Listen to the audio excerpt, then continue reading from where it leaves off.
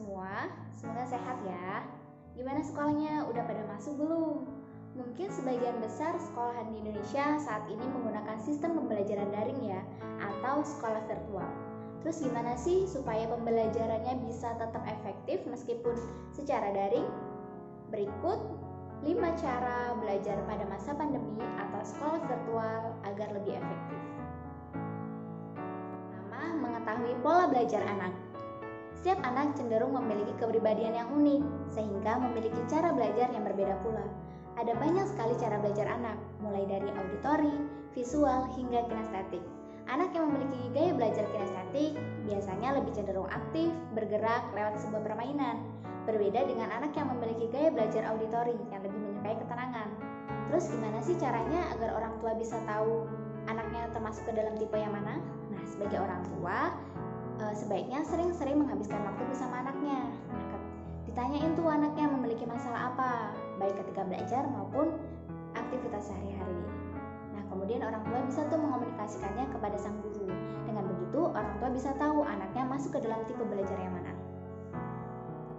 Yang kedua yaitu memberikan tugas atau permainan dengan sistem STEAM, Science, Technology, Engineering, Arts, and Mathematics, yang berfokus pada aspek kolaborasi, komunikasi, research, mencari solusi, berpikir kritis, dan juga kreativitas. Nah, ada banyak tuh manfaatnya dengan menggunakan metode tersebut. Di antaranya yaitu anak akan belajar berproses, melihat pola. Selain itu, metode yang digunakan ini berbasis teknologi ilmiah. Jadi anak akan mendapatkan banyak informasi baru yang mengharuskan mereka untuk berpikir lebih kritis dan juga kreatif. Yang ketiga, memperhatikan gangguan yang merusak konsen anak. Kira-kira apa sih yang mengganggu konsentrasi anak saat ini? Yaps, gadget. Gadget merupakan salah satu hal yang sangat merusak konsentrasi anak.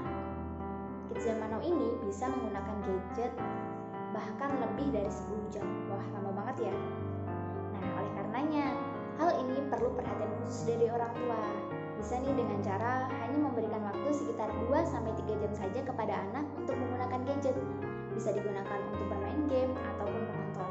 Tapi tetap harus diawasi ya, seperti saat menonton YouTube misalnya. Kira-kira yang ditonton oleh sang anak ini mengedukasi atau malah menjerumuskan anak. Yaitu menemani anak saat belajar. Nah, hal ini bisa sangat efektif nih dilakukan oleh orang tua, yaitu dengan cara menemani sang anak saat belajar atau saat sedang sekolah virtual. Nah, jadi saat anak merasa kesulitan atau tidak paham pada suatu materi yang disampaikan oleh gurunya secara virtual tersebut, dia bisa bertanya langsung tuh kepada orang tuanya. Nah, jadi di situ anak akan lebih paham dengan materi yang dijelaskan oleh gurunya. Dan hal itu akan menumbuhkan kepercayaan diri yang lebih baik pada sang anak. Terakhir, menjaga komunikasi dengan guru. Menjaga komunikasi itu memang sangat penting ya teman-teman, terutama komunikasi antara orang tua dan juga guru. Nah, saat pembelajaran di rumah, biasanya orang tua bingung tuh, mau ngajarin anaknya gimana.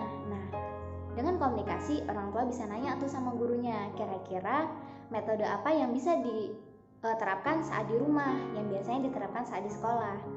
Begitupun sebaliknya, saat sekolah virtual, guru bisa bertanya kepada orang tuanya, kira-kira ada masalah atau hambatan tidak saat pembelajaran virtual tersebut. Dengan begitu, mereka bisa mencari solusi apabila terdapat kendala, dan pembelajaran bisa lebih efektif. Oke, jadi itu tadi 5 tips belajar saat pandemi atau sekolah virtual agar lebih efektif. Semoga bermanfaat dan bisa diterapkan ya. Wassalamualaikum warahmatullahi wabarakatuh.